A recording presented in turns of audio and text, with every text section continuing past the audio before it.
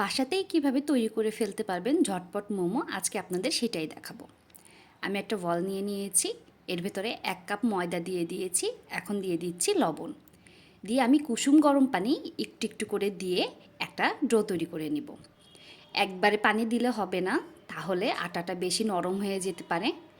যার জন্য আমরা অল্প অল্প করে পানি দিব, দিয়ে একটা সফট ডো তৈরি করে নিব। ডোটা বেশি নরম হবে না, একটু শক্ত শক্ত হবে। আমাদের ডোটা রেডি হয়ে গেছে, এখন আমরা ঢেকে আলাদা করে সাইডে রেখে দিব। এখন আমরা মোমোর জন্য ভিতরে থাকা পুরটা তৈরি করে নিব। আমরা এখানে 250 গ্রাম বুকের মাংস নিয়েছি মুরগির। বুকের মাংসটা আমরা খুব ভালোভাবে করে নিয়েছি। আপনারা চাইলে ব্লেন্ড করে নিতে পারেন। দিয়ে দিয়েছি পেঁয়াজ কুচি, কাঁচামরিচ কুচি, গোলমরিচের গুঁড়া, সয়া সস, আদা রসুন বাটা আর লেবুর রস, আর স্বাদমতো একটু লবণ দিয়ে ভাজা তেল দিয়ে এটা আমরা রেডি করে ফেলছি। ভাজা তেলটা দিলে এটা খেতে অনেক মজা লাগে। আপনারা চেষ্টা করবেন মাংসটা কিমা করে নেওয়ার। কিমা করে নিলে মাংসটা অনেক সফট হয়, অনেক জুসি হয়।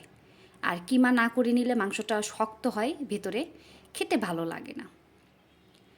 এখন আমরা চলে যাব মোমো তৈরিতে।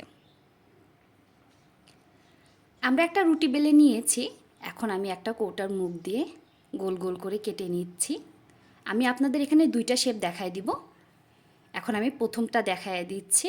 দুইটাই অনেক সোজা, আপনারা যে যেটা ভালো লাগে সেইভাবে করে নেবেন। আমার কাছে মনে হয় এর থেকে ইজি আর কিছু হতে পারে না। তারপরেও আপনাদের যার যেভাবে করতে ইচ্ছা করে আপনারা করবেন।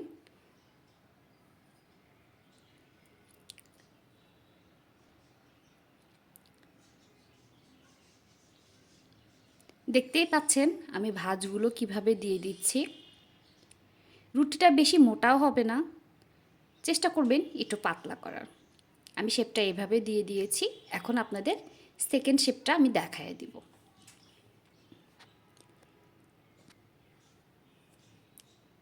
এটা অনেক ইজি।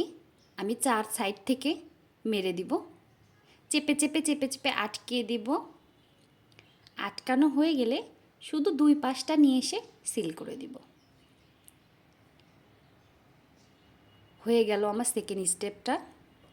আপনাদের এখান থেকে যেটা ভালো লাগবে সেইভাবে আপনারা তৈরি করে নিতে পারবেন।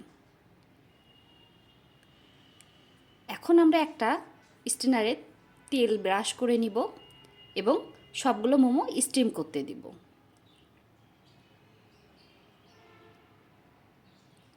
আমার প্রায় 15 মিনিটের মতো সময় লেগেছে মোমোগুলো স্টিম করতে।